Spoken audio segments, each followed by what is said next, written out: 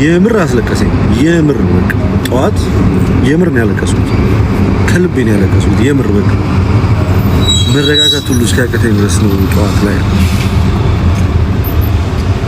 በጣም ነው ያሳዘነኝ፣ በጣም ነው ያስለቀሰኝ። የወጣቱን ህልፈተ ዜና የሰሙ ሁሉ እጅግ እየተንገበገቡ ይገኛሉ። ማህበራዊ ሚዲያዎች ስለሱ በሰፊው መነጋገሪያ አጀንዳ አድርገዋል። ከሁሉም ደግሞ ቤተሰቦቹ የሚያሳዝኑ ሆነዋል። እጅግ በሚያሳዝን ሁኔታ የልጃቸውን ሞት በማህበራዊ ሚዲያ ላይ ነበር የሰሙት።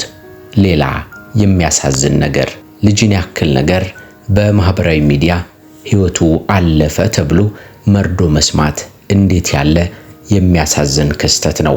ይህ ወጣት ህይወቱ ከማለፉ ከሰዓታት በፊት በቲክቶክ በኩል እየጨፈረ ቪዲዮ ለቆ ነበርም።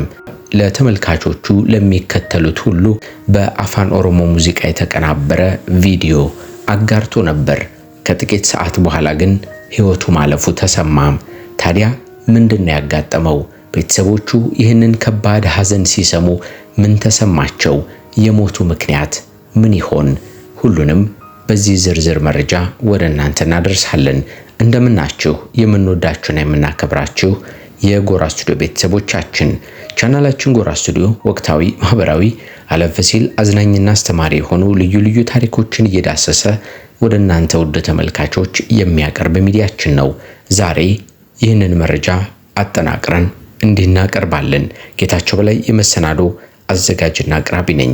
ቻናሉን ሰብስክራይብ ሳታደርጉ የምትከታተሉ ሰብስክራይብ እንድታደርጉ፣ ሌሎቻችሁ ሐሳብ አስተያየታችሁን በኮሜንት ላይ እንድታኖሩልንና ቪዲዮንም ላይክ እንድታደርጉ በአክብሮት በመጠየቅ ወደ ፕሮግራሙ እንሻገር።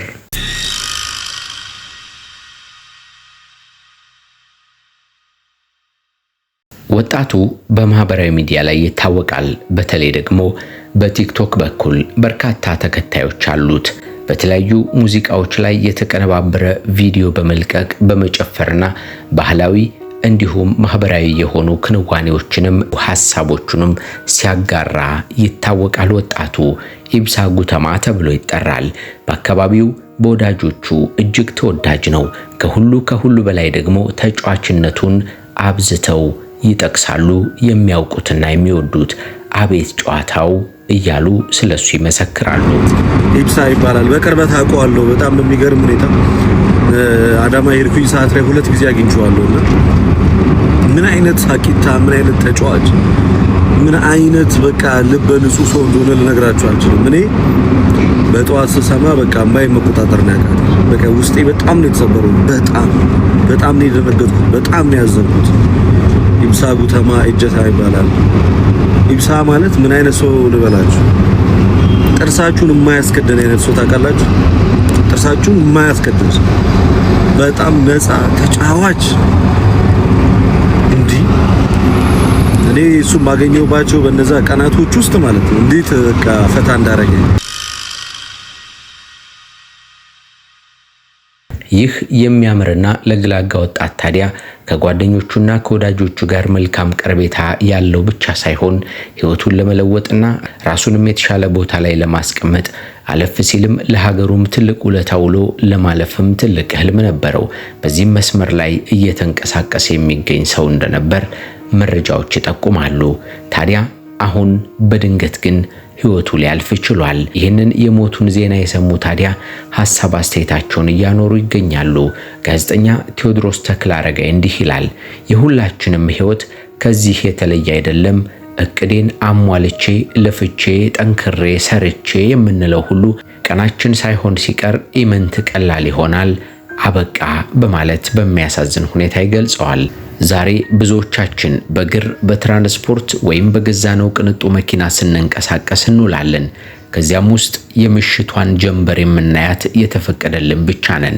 ይህ እንዲሆን ማድረግ በፍጹም አንችልምና ከተፈቀደልን ይሆናል፣ ካልተፈቀደልን ግን ሊሆን አይችልም ሲል ሐዘኑን ይገልጻል። የሟችን ነፍስ ይማር፣ ለወዳጅ ለቤተሰቦች ሁሉ መጽናናት ይሁን በማለትም ይገልጻል። ዳሉኤል የተባለ አስተያየት ሰጪ ሲናገር ምድር እንዲህ ናት። ጠዋት ታይተን በቅጽበት እንደ ንፋስ የምንጠፋ ሰዎች ነን። በጣም ያሳዝናል። ገና ልጅ ነው፣ ብዙ ህልም አለው። ግን የእግዚአብሔር ፈቃድ ሆነና ዛሬ ሕይወቱ የለችም። ነፍስ ይማር። እባካችሁ ሰዎች ሁላችሁም መልካም ሰው እንሆን። በሕይወት እንኳን ባንኖር ለዘላለማዊ ሕይወታችን በብዙ እናተርፋለንና እኔ እንኳን አሁን እየጻፍኩ በሕይወት ላልኖር እችላለሁ። አይ ሰው ስለ ሁሉም ነገር ነፍስ ይማር ወንድሜ፣ በእውነት በጣም ያሳዝናል በማለት ነው የተናገረው።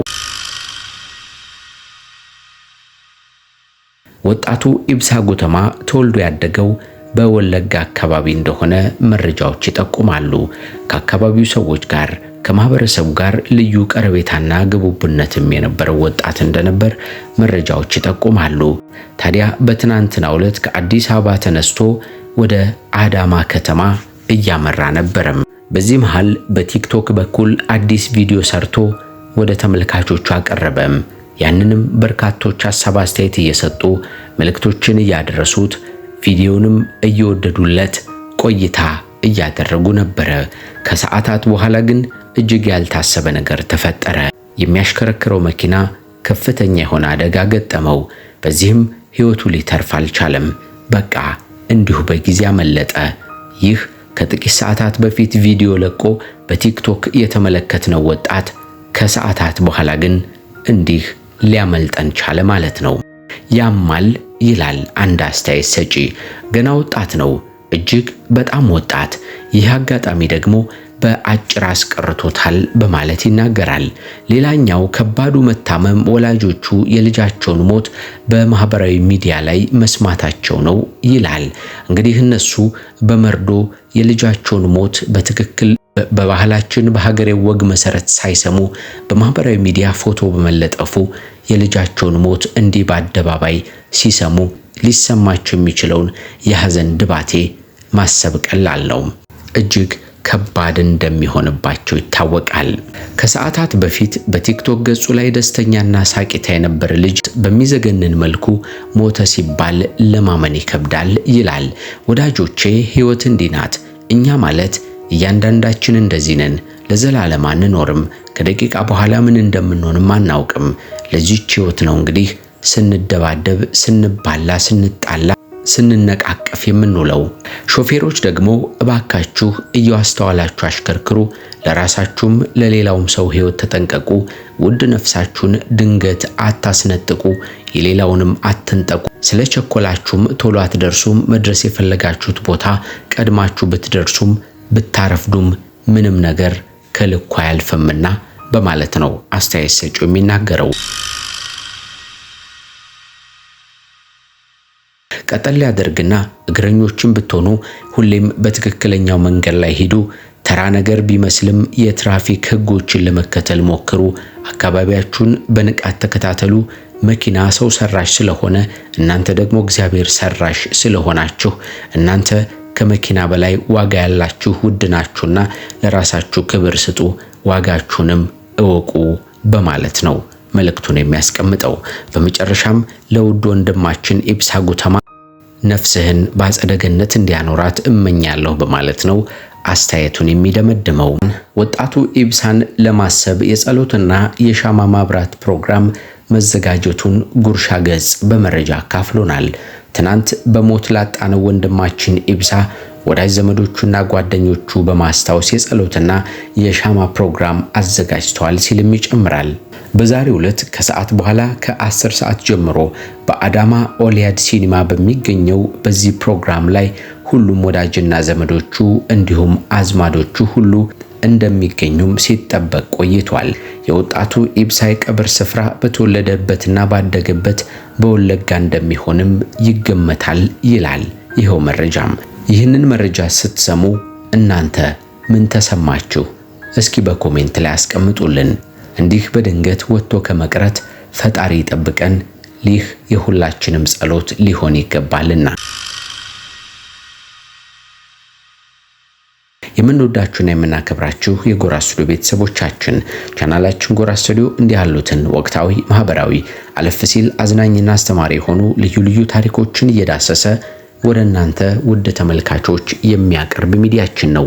ዛሬ የዚህ የተወዳጁን ወጣት ጉዳይ አንስተን እንዲህ በድንገት ህይወቱ ያለፈበትን ሂደትም በመቃኘት ወደ እናንተ አደረስን። ከዝግጅታችን ቁም ነገር እንዳገኛችሁና እንደተማራችሁ ባለሙሉ ተስፋ ነን። ጌታቸው በላይ የመሰናዶ አዘጋጅና አቅራቢ ነኝ።